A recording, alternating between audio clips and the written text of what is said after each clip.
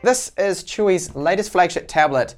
It's a large tablet. It's powered by the Core M3 7Y30 and the screen size is 13.3 inches. It's a 1080p screen, fully laminated, so we're not going to have that horrible ugly gap between the digitizer glass and then the IPS panel, which is great to see that. It's a thin design and it is a unibody metal housing that they've put on here as well. Now this is quite a large box because it also contains the keyboard and the stylus, so we'll be checking those out in the review as well. So the battery capacity is 34 watt hours, which isn't massive, so it's going to be good for about 5 hours only, unfortunately. And I've noticed that most of the Core M3 tablets, that's all you tend to get. I've never seen really good battery life. I've never seen 7 or 8 hours on any Core M device, and that includes the Microsoft Surface Pro as well. So this model does have a Type-C port and it doesn't have any full-size USB 3 ports, and that type cover that's in here as well also acts as a stand for it, so it's highly recommended to get that as well. So anyway, let's check out and see what we get in the box, the design of the tablet, we'll run through my normal tests and also my final opinion at the end of this review with my pros and cons. So you can see we've got a large brown box here. This is Chuwi's typical packaging, and they do put on the left side there just the specs of it that I outlined. So it's using the Chuwi HiPen 3, which I will show you, and it is well packaged up here. So there's the tablet. I'll put that to the side for a second.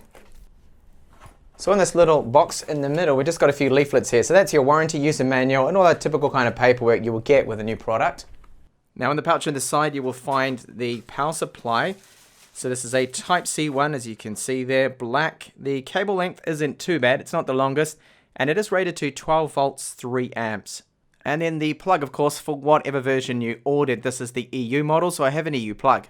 This insert, of course, lifts out, and under this we then find we've got the keyboard and that HI3 pen. So we'll take a look quickly at the stylus. It does come packaged up. You have a battery for it, so it's one of those expensive Quad A batteries. And the stylus has a look to it very similar to the likes of, say, the Surface Pen. Well, a little bit. So it does have the other end, I think, does work as well, but I will test that out. We've got 2 buttons, and then the tip is not rubber, it is a hard plastic. So you obviously need to unscrew this and then insert that Quad A battery. And onto the CoreBook keyboard. So the keyboard has this felt, fake suede-like material to it. So it's almost like a fabric, and what it does is attract dust. It's an absolute dust magnet, so these things show up dust and dirt and just straight away. And it can be a bit of a pain to keep clean. It's made out of like a plastic frame too that it's wrapped over. And we've got this in here to stop it obviously from the keyboard from getting damaged. And the way this works is very similar again to that Audio Cube Keynote that I reviewed. So this is like a stiff hinge, and that gives you the various different positions when you dock the tablet to it. So we've got a 10-pin pogo port right there, the connector, and then a large touchpad right here with a status LED. So I can see we have a function shortcut to get media controls for those keys along the top for your volume. There doesn't seem to be separate keys there for the screen brightness, which is slightly disappointing. And I cannot see a print screen button either. And page up and down, home are also missing from this keyboard, which is minor, but at least the shift keys are normal kind of size on both sides. Often they sometimes cut down the shift key or they will cut down the arrow keys. That hasn't happened here. Now because it does sit flat, there is no other level. You can't prop it up again. There's no magnet along the top here. You're not going to get any flex at least, but it's a flat keyboard. So typing there, that does feel perfectly fine, those keys. Now this palm rest is going to be a nightmare to keep clean because it does have that fabric as well. And I can see that with your hands, with the oils from your hands, and if it's a hot day and things and you have sweaty palms, that this is going to be very, very easy to get dirty. Now I can see that it does have left and right hardware mouse button, so it's not just gestures. Hopefully this is a Windows Precision touchpad, but I will check that. So I've just pulled it out of the protective slip, and straight away I've noticed that it has a pre-applied screen protector. They often do this with the tablets out of China because A, people want them, and the factories can normally apply them perfectly without any dust, and B, they don't, which is the most important thing, normally use scratch-resistant tempered glass. This will probably just be soda lime glass, which can scratch easily. So we do have a hardware home button here, and yes, it is a click in type, but it also acts, of course, as a fingerprint reader. Now this is an ELAN fingerprint reader, And there is the connector for the keyboard. So that's those 10 pins there with the pogo port.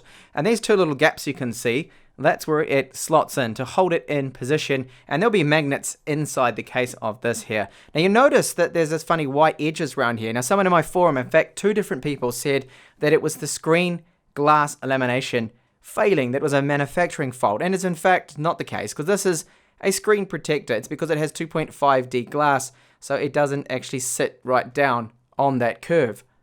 So the rear of the tablet has this unibody alloy housing, and it feels quite good in hand. It doesn't tend to show up the fingerprints too bad. And it is all metal apart from the strip along the top where you'll find all the ports. So port location is rather poor. I don't like the ports at the top. Don't think this is a wise design move. So you can see we do have an autofocus 5 megapixel camera. We have a microSD card slot. Now those two little dots there you can see, those are microphones. We have a micro USB 2 here, and then we have 3.5mm headphone jack with microphone support, and then a Type-C port which supports data, charging, and display out. And those 2 little grills there either side are top firing loudspeakers. So I do like the location of the speakers, not either side, which you do find on some tablets, and they're rather easy to block when you're holding it, of course. And then on the left side, you'll find a middle volume button, power button, and below that power button is a status LED. So the frame that around the glass is plastic, and it clips in nicely, and I've noticed that when I hold it and I apply a little bit of pressure to the case and everything, there's no creaks, there's no flex. So overall, the build quality is good, and it definitely is solid with no flex there. So the tablet is 9.33 millimeters thin, which isn't bad considering it is a large 13.3 inch tablet. And it weighs 1.1 kilos. Now that's just the tablet, so it's quite heavy as expected for a large tablet. If we add the keyboard, that brings it up now to 1.8 kilos, and then the power supply, which you'll have to take along with you, brings it up to 2.02, which I feel actually is not too bad considering. Now what I have noticed that this is about the furthest you can really push the screen back, because any further is if you're tapping on it, you tap really hard. About there is probably the maximum. About there, it's going to give up. That hinge is not going to be able to support the weight of the tablet then and probably just collapse. As you can see, it just did.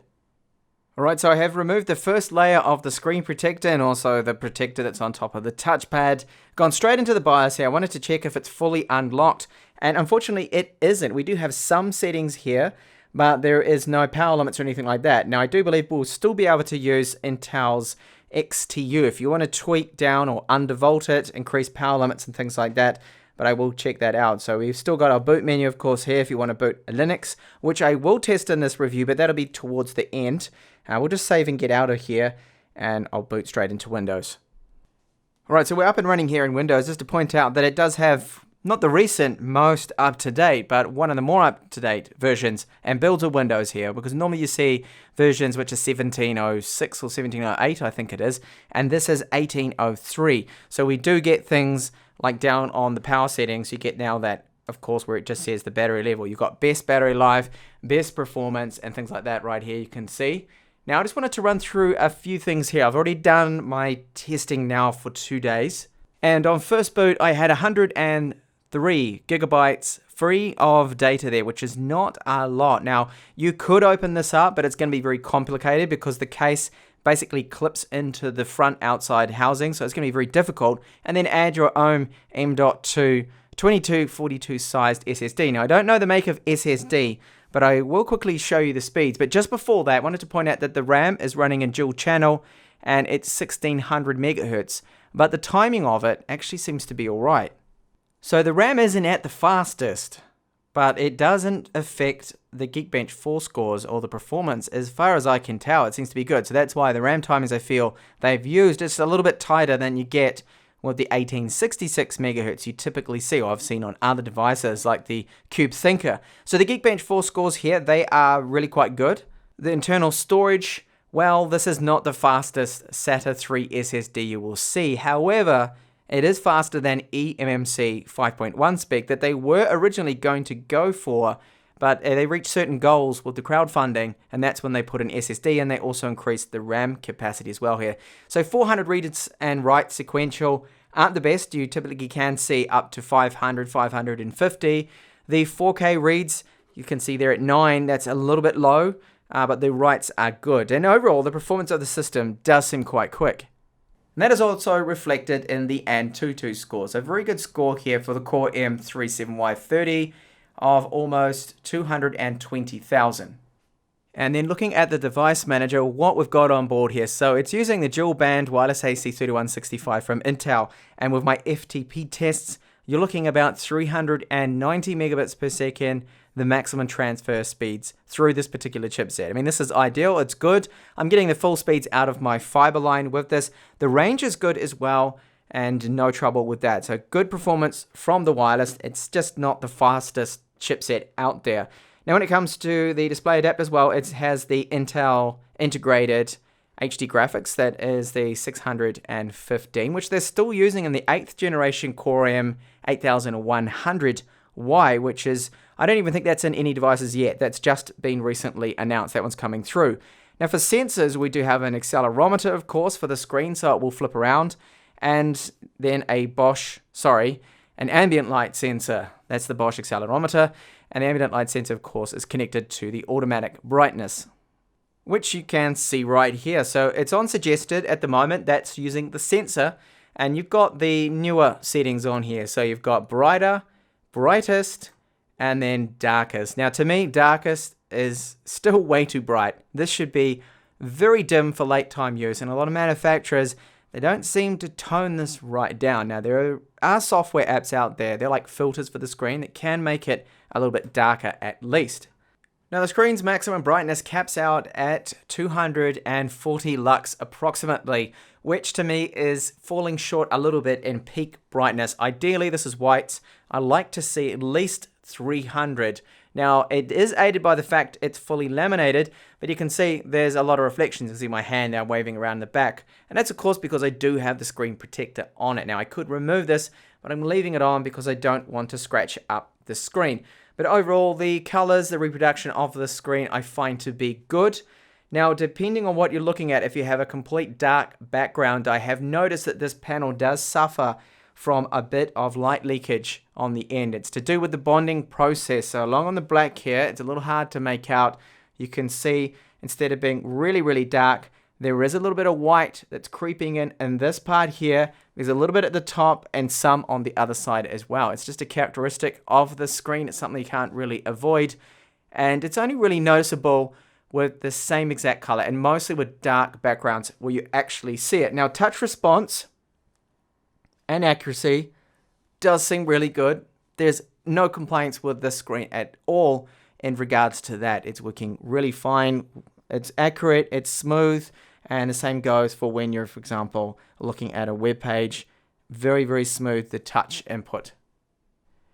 So the Core M37Y30, it handles HEVC codecs just fine, VP9. Now this is 4K, encoded at 140 megabits per second, so a very high bit rate, and it's playing it fine. There are a few little stutters initially, but once it gets going, it is good. Now the output from the Type-C port, I've tested it out, is 30 Hertz 4K maximum. So there's no 60 Hertz. Unfortunately, it doesn't support HDMI 2, not this chipset. The same goes for streaming in Chrome. So this is 4K streaming with YouTube. Now that was just from me minimizing and maximizing. You will see a few drop frames, but other than that, it really does work perfectly fine and does look really good on the screen. If only it was just a little bit brighter. And moving on now to the audio department. So the output from the 3.5mm headphone jack is reasonably loud. There's no static, there's no hiss. It's clean, which is great. The speakers, so I pointed them out at the start. So top firing speakers. These do sound a lot better than the older Cube tablets I've tested out. So that's another Core M3 tablet. The Keynote 5, the speakers on that one, very poor. They are louder here, a little bit richer, just lacking a little bit of volume really, but I'll give you a sample of them now.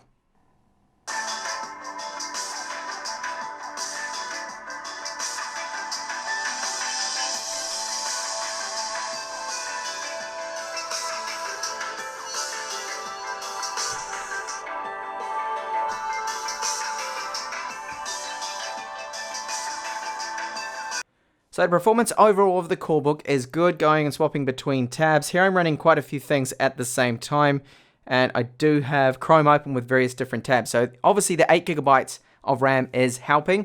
Now what is also helping is the fact that Cube have set a 7-watt power limit. So the short turbo boost, the turbo boost max power is 7, and then the 15 watts as well. So now the manufacturers only recommend, I think it's 4.5, that's the lower level. So it's at a nominal TDP and quite a high setting ready for this. So this is why the performance is good for a Core M3. So things like docs and all that, editing documents, YouTube, checking your emails, very light games and all that is what this particular chipset is perfectly fine at. What it's not good at, of course, is AAA games, editing 4K videos and things like that. That's where this is going to fall completely flat on its face. But other than that, the performance is good. It does keep up, and I think most people will be very pleased with the performance of the Core M3. So it's a sample now of the front-facing webcam, 720p, 30 frames per second, and the quality of the video is good. I feel it's fine. Okay, I'm in bright studio lights at the moment. If you're in low light, it's going to be grainy. It could be choppy. But where it is falling short, you can probably hear it, is the audio quality. That's not wonderful to me. But still, this is going to be passable for Skype. I just wish that audio didn't have so much hiss to it. Hopefully that can be improved upon somehow. Now to briefly cover the keyboard after using it for a few days. So it is an okay keyboard to type on. It's definitely not a high quality keyboard. It doesn't have a feel of, for example, the Mi Notebook Pro that I have. No, nowhere near that. But overall, the typing experience is good. I do miss having the shortcut for print screen. I have to use the Windows snip tool now for that. So that's a minor annoyance. Now at the start of the video, I said there were no page up and down keys. They're actually here. Okay, they're right there. There are shortcuts for that. We've got to use the function key.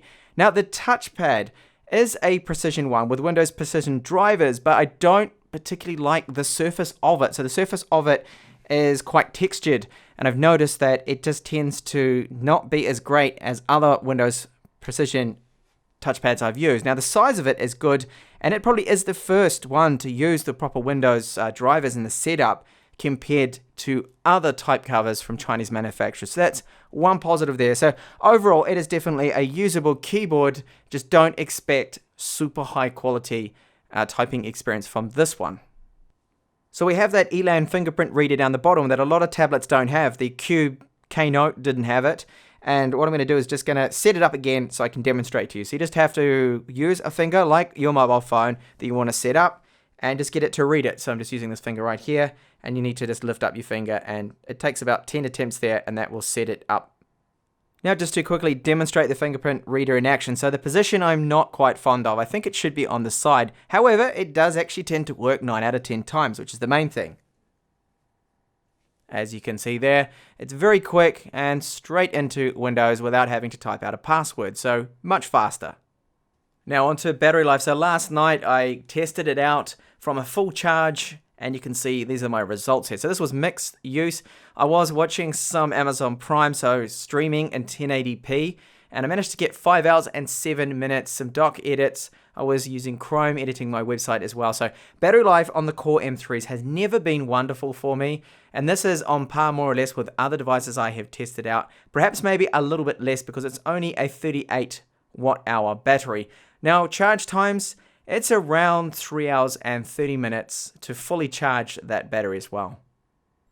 Now one thing I'm not fond of with this tablet is the port location at the top here. So you have to use dongles and adapters, and they don't include them in the box because we don't have a full-size USB 3 port. And also with my unit, I've got a bit of a problem. So the MicroSD card reader you can see here, they sit in flush. That's all fine and dandy. But what happens is that I've noticed a lot of times Windows will make the confirmation beep with my MicroSD cards, and I reinsert them, but then they don't actually show up, and I can't access them, and I have to reboot the machine. So I do have issues with my unit with the MicroSD card reader. Right, so onto the Stylus test now. So this is the Stylus, obviously, I showed you in the beginning. We've got the 2 buttons, the tip at the end.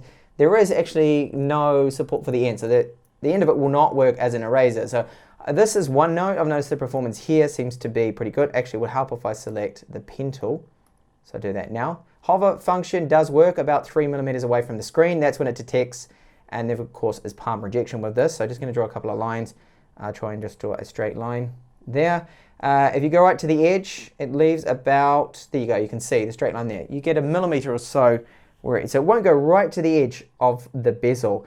But the most important thing for me and a lot of people is, how is the writing performance? So just do a quick test now. The palm rejection should come in, hopefully, yes. Hello, there, and for some reason I cannot write there. Oh, so that is not good. I'll do that again. What is going on? Okay, hello, no. This is not working too well. I'm not sure what is up with this. The tool seems to be selecting, going up there for some reason. Maybe I'm pressing the button. I think that's my fault. Hang on, we'll do this again. Okay, no. Hello. No, I'm not. See, it's leaping up there. So to me, the performance of this stylus is not good at all. If you want the best stylus performance on Windows, get a Surface or something that supports, of course, the N-Trig stylus, also Wacom stylus as well, because this for me, let's do this. This is bad. I can't even write that. So horrible stylus, really.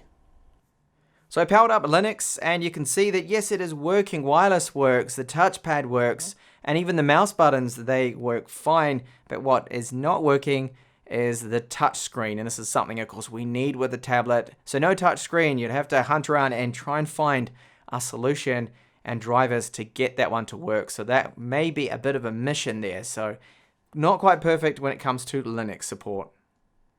Testing out just a couple of games here. So first up is Counter-Strike. This is 720p on the lowest settings, and you can see we are getting a very playable frame rate here.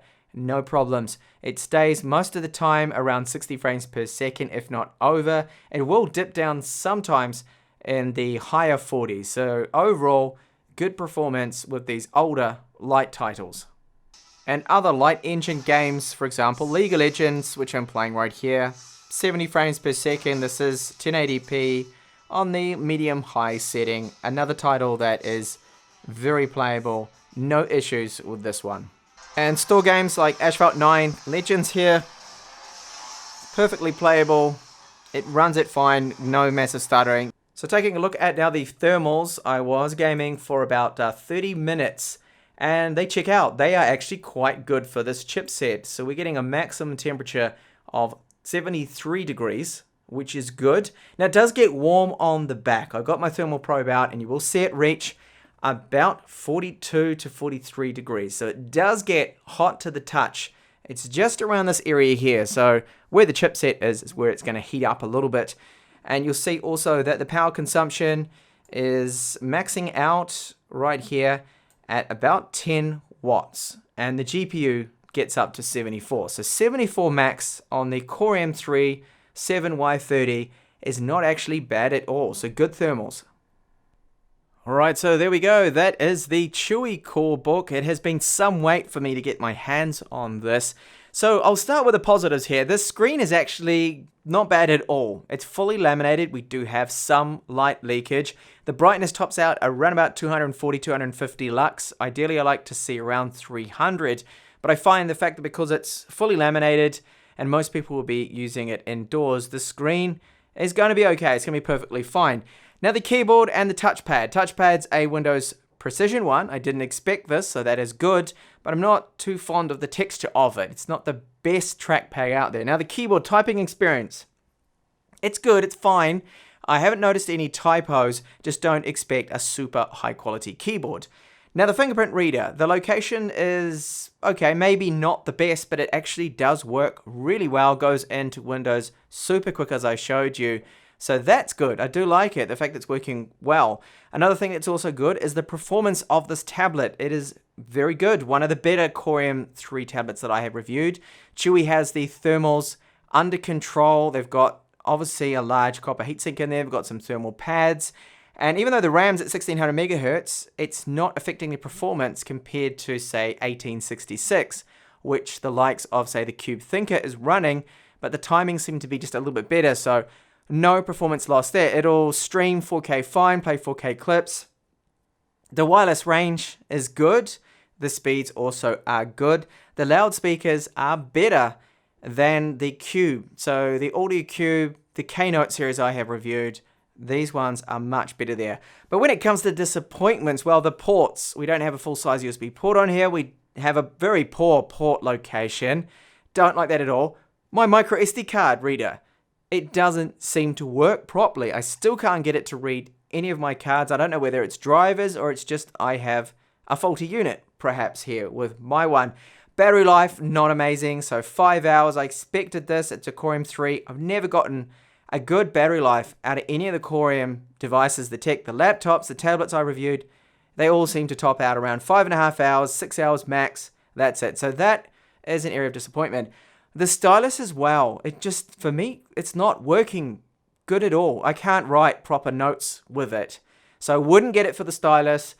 And I would, if you can find a very good price, yeah, go for it if it covers all you need. But just be aware of those cons that I pointed out. The battery life, microSD card reader is probably just my unit. Keyboard's not the best in the world.